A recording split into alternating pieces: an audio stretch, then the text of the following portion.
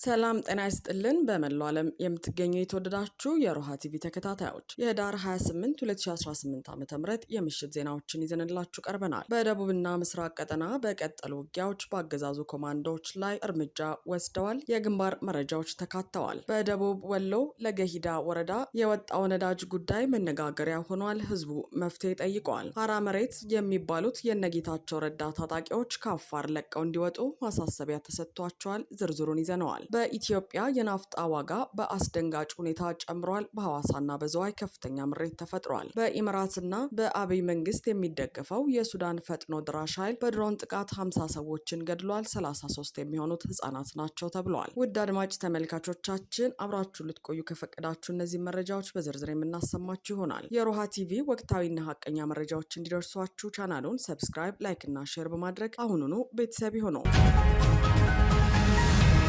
በደቡብና ምስራቅ ቀጠና በቀጠሉ ውጊያዎች በአገዛዙ ኮማንዶዎች ላይ እርምጃ ተወሰደ። በኤፍራታና ግድም ወረዳ በተደረገው ውጊያ በርካታ የአገዛዙ ኮማንዶ አባላት ሲገደሉ በርካቶች መቁሰላቸው ታውቋል። በአፋብሃ ደቡብ አማራ ቀጠና አሳምነው እዝ አጼ ዘርዓ ያዕቆብ ኮር 7 ለ70 ክፍለ ጦር ትናንት ህዳር 27 2018 ዓ.ም በኤፍራታና ግድም ወረዳ ባደረገው ተጋድሎ ታላቅ ድል ተቀናጅቶ መዋሉን ከኮሩ ህዝብ ግንኙነት ክፍል ለማረጋገጥ ተችሏል። በወረዳው ካራ ለጎማ ቀበሌ ና አካባቢው ላይ በተደረገ ውጊያ በአየር ወለድ ኮማንዶ የ103ኛ አየር ክፍለ ጦር የኮማንዶ አባላት ከባድ የሆነ የሰብአዊና ቁሳዊ ኪሳራ ተከናንበው ውለዋል። መረብ እንደዘገበው በዚህ ቀጠና ከወደ ፋኖ የተሰነዘረባቸውን ጥቃት መቋቋም ያቃታቸው የአገዛዙ ቅልብ ኮማንዶዎች ሲሸሹ ያገኟቸው ንጹሃኖችን የእናንተ ወገኖች ናቸው ያጠቁን በሚል እንደረሸኗቸው ተሰምተዋል። በዚህም ሰብል በመሰብሰብ ላይ የነበረ አቶ እምሻው ከፈለኝ የተባለ አርሶ አደር ሲገደል ሌሎች ንጹሃኖችም መጎዳታቸው ታውቋል።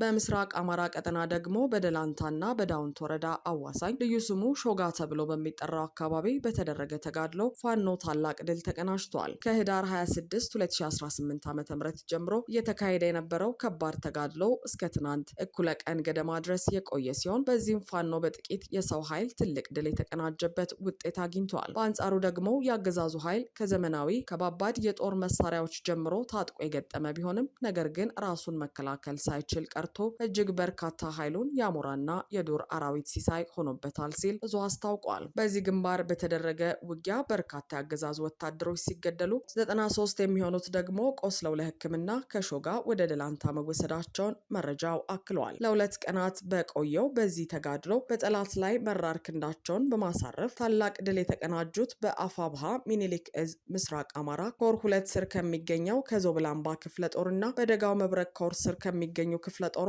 የተውጣጡ ሀዶች ናቸው። በዚህ ውጊያ ከወደ ፋኖ የተወሰደበት የሚገኘውን የተጠናና ስልታዊ እርምጃን መመከት ያልቻለው የአገዛዙ ኃይል በያዘው ከባድ መሳሪያ የውር ድንብሮን በመተኮስ አንዲት መነኩሴ እናትንና 2 አርሶ አደሮችን መግደሉ ተሰምተዋል። በተጨማሪም የዚሁ የጸረ ሰላሙና የጸረ አማራው አገዛዝ ተላላኪ ወታደሩ በፈጸመው የዘፈቀደ የከባድ መሳሪያ ድብደባ ከ10 በላይ መኖሪያ ቤቶች መውደማቸውን እዙ አረጋግጧል። በተመሳሳይ በደላንታ ወረዳ ከፀሐይ መውጫ ቀበሌ በቅርብ ርቀት የጠላት ኃይልን ወደ ቀኝ ዞን ስቦ በመምታት በተደረገ ውጊያ በርካታ ያገዛዙ ወታደሮች መገደላቸው ታውቋል። በደላንታ ወረዳ ከፀሐይ መውጫ ቀበሌ በቅርብ ርቀት ልዩ ስማቸው አሮጌው ጃኖስና ቦረና ኪዳነ ምሕረት ተብለው በሚጠሩ አካባቢዎች ላይ ትናንት ህዳር 27 2018 ዓ.ም ከማለዳው ጀምሮ በተደረገ ተጋድሎ ነው በሚኒሊክ እዝ ከምስራቅ አማራ ኮር 2 ዞብላምባ ክፍለ ጦርና በደጋው መብረቅ ኮር ከጽና ክፍለ ጦር የተውጣጡ ሀዶች ድልን ተቀናጅተው የዋሉት ሲል ዘገባው ያመለከተው።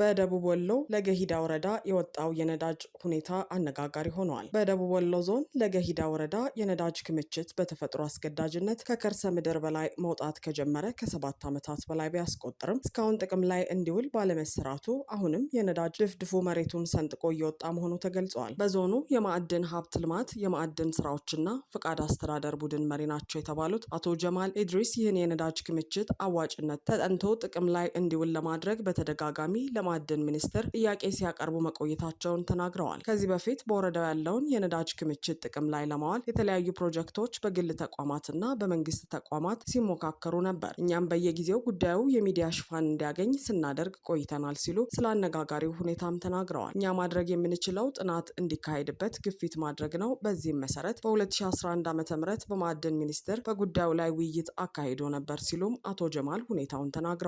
በሰዓቱም ሀብቱ እንዳለ ከመሬት በላይ በምልክት ተጋልጦ እየታየ ስለሆነ ሀገራችንና የአካባቢው ማህበረሰብ እንዲጠቀም ለማድረግ ጥናት እንዲካሄድ ጥያቄ አቀርበንላቸው ተቀብለው ነበር። ጥናት ለማካሄድም እቅድ መያዙን ነግረውናል። ከዛም በኋላ ግን ምንም አይነት እንቅስቃሴ እየተደረገ አይደለም ሲልም አክለዋል። እንደ ዞን አሁን ያለን ሀሳብ ጉዳዩ በተለያዩ ሚዲያዎች ሽፋን እንዲያገኝ ማድረግና ከላይ ያሉት የሚመለከታቸው አካላት ትኩረት ሰጥተው ጥናት እንዲያደርጉ ጫና ማሳደር ነው ያሉት ኃላፊው። እኛ አቅደን የማንሰራው ጉዳይ ስለሆነ ፍላጎትና ሀሳብ ነው ያለን፣ ምክንያቱም ይህን የመስራት ስልጣን የተሰጠው ማዕድን ሚኒስቴር ብቻ ነው ሲሉም አስረድተዋል። አቶ ጀማል ነዳጁ በትክክል ወጥቶ መሬት ላይ እየታየ ነው። በተሰነጠቁ መሬቶች አማካኝነት የወጣው ነዳጅ በአካባቢው የሚገኙ ውሃዎችን እየበከለ ነው። በዚህ የነዳጅ ክምችት ላይ ክልሉም ዞናችንም ወረዳውም ፍላጎታችን ተመሳሳይ ነው ሲሉም አብራርተዋል። የለገ ሂዳ ወረዳ ኮሚኒኬሽን በተደጋጋሚ ትኩረት እንዲሰጠው እየጠየቀ ነው። አመራሮችም በየጊዜው በተገኙበት መድረክ ሁሉ ስለ ጉዳዩ ሳያነሱ አያልፉም። ነገር ግን የሚመለከተው አካል ጥናት እናደርጋለን ብሎ ቃል ከመግባት የዘለለ ነገር አያደርግም።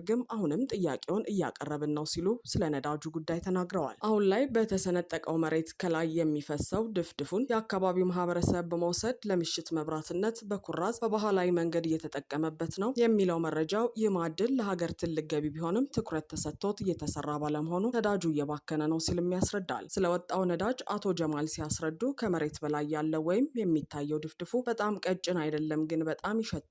ተቀጣጣይ ነው። ለናሙና ቢሮ ያመጣ ነው አለ። ስናቀጣጥለው በጣም ይቀጣጠላል ብለዋል። ይህን የተፈጥሮ ሀብት ጥቅም ላይ ለማዋል መስራት የሚችለውና በአዋጅ መብት የተሰጠው ማዕድን ሚኒስቴር ነው። በአቅም ደረጃም ቢታይ ወረዳው አይችልም ሲሉም ኃላፊው አክለዋል። የብልጽግና ቡድን በአፋር ያደራጃቸው ሀራ መሬት የተባሉ የነጌታቸው ረዳ ታጣቂዎች ለቀው እንዲወጡ የአፋር ብሔራዊ አንድነት አብዮታዊ ግንባር አሳሰበ። የአፋር ሕዝብ በፌዴራል መንግስት ተብዬው ስፖንሰርነት የተከፈተበት ወረራ እንዲቀለበስ እየሰራን እንገኛለን ሲል የአፋር ብሔራዊ አንድነት አብዮታዊ ግንባር አስታውቋል። ግንባሩ ባለፉት አንድ ዓመት አስደናቂና መርቂ የመደራጀትና የማደራጀትን ስራዎችን እየሰራ እንደሚገኝና አሁን ላይ ወደ ሙሉ ማጥቃት ለመሸጋገር ሙሉ ዝግጅቶች ማጠናቀቃችንን ስናበስር በታላቅ ደስታ ነው ብለዋል። ብልጽግና መሩ ጦረኛው የአብይ አህመድ አገዛዝ ያለ ጦርነት ውሎ ማደር አይችልምና አገሪቱን የጦርነት ሜዳ ካደረጋት እነሆ 8 ዓመታት ተቆጠሩ ያለው መግለጫው የኢትዮጵያ ህዝብም በኑሮ ውድነት፣ በሰላም እጦት፣ በሙስና ሌብነት፣ ከአቅም በላይ በሆነ የግብር ብዝበዛ፣ በእገታ እየተሰቃየ ይገኛል ብለዋል። ባለው ወቅታዊ ሁኔታ በዛሬው ዕለት ህዳር 28 2018 ዓ.ም በወቅታዊ ጉዳይ ላይ መግለጫ ለመስጠት ተገደናል ያለው ግንባሩ ያስቀመጣቸውን ነጥቦች መላው የአፋር ህዝብ ብሎም መላው የኢትዮጵያ ህዝብና የአብይ አህመድ ጦረኛ አገዛዝ ከህዝብ ጫንቃ ላይ እንዲወርድ የሚፈልግ ኃይል ሁሉ ትኩረት እንዲሰጥበት ሲል አሳስበዋል። አሁን ላይ የአፋር ህዝብንና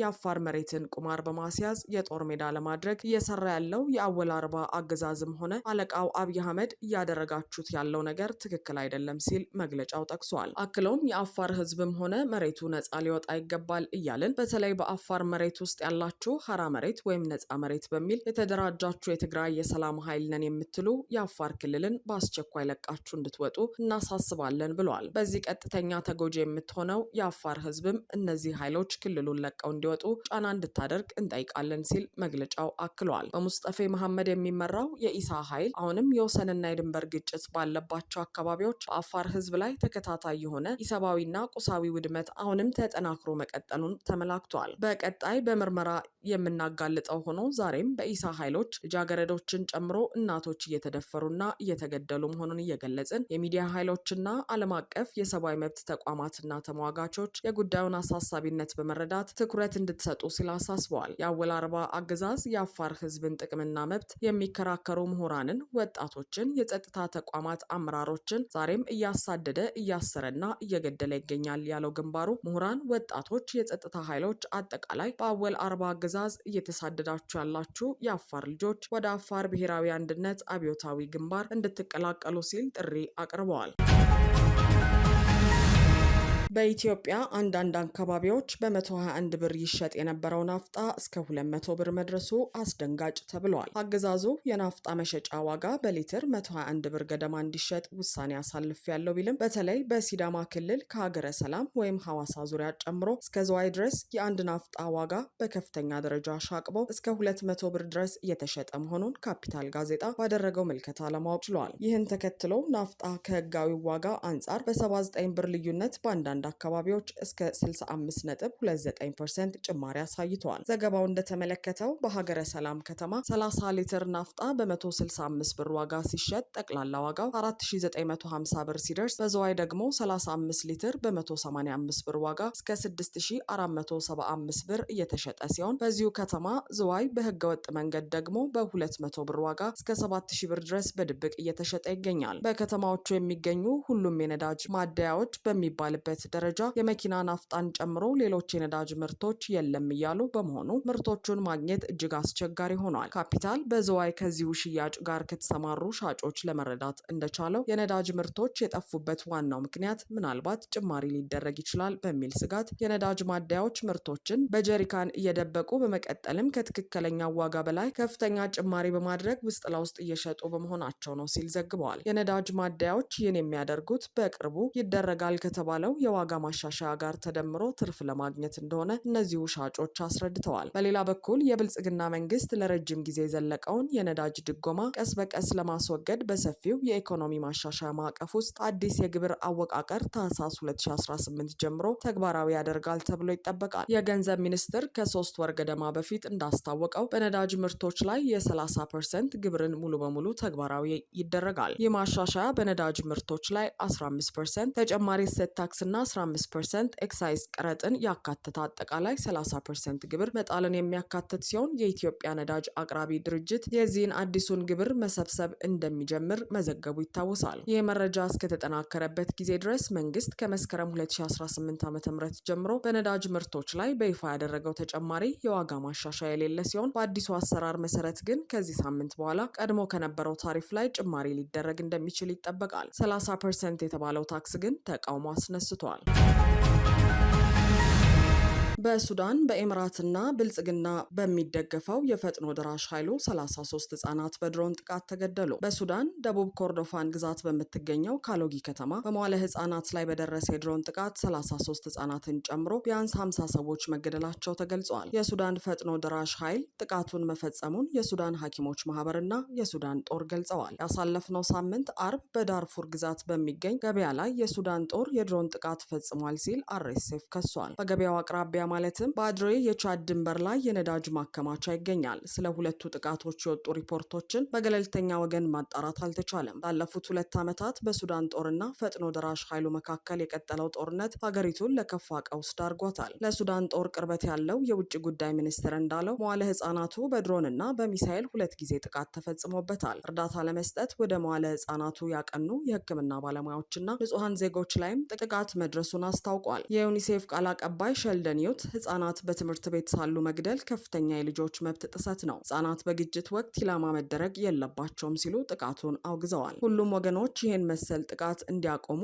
ዩኒሴፍ ያሳስባል። ሰብአዊ እርዳታ ባልተገደበና ደህንነቱ በተጠበቀ ሁኔታ እንዲገባም መፈቀድ አለበት በማለት አክለዋል። አርኤስኤፍ እንዳለው የሱዳን ጦር በአድሬ የድንበር መተላለፊያ ላይ ጥቃት የፈጸመው አካባቢው የሰብአዊ እርዳታና የሸቀጥ መተላለፊያ ስለሆነ ነው ማለቱን ቢቢሲ ዘግበዋል። የሱዳንን የእርስ በርስ ጦርነት እየሰነደ የሚገኘው ሱዳን ዋር ሞኒተር እንደገለጸው በዚህ ጥቃት ሳቢያ ንጹሐን ከመጎዳታቸው በተጨማሪ ገበያ ላይም ውድመት ደርሷል። በዳርፉር ስለተፈጸመው ጥቃት የሱዳን ጦር እስካሁን ድረስ ምንም አለማለቱም አነጋጋሪ ሆኗል። የሱዳን መዲና ካርቱም እና ዳርፉር የሚገኙበት ሰሜን ኮርዶፋን፣ ደቡብ ኮርዶፋን እና ምዕራብ ኮርዶፋን ዋነኛ የጦርነት አውድማ ሆነዋል ሲል ዘገባው አስታውሷል። አድማጭ ተመልካቾቻችን የሰዓቱ የሮሃ ቲቪ ዜናዎች የተከታተላችኋቸውን ይመስሉ ነበር። አብራችሁን ስለነበራችሁ ከልብ እናመሰግናለን። ሰላም።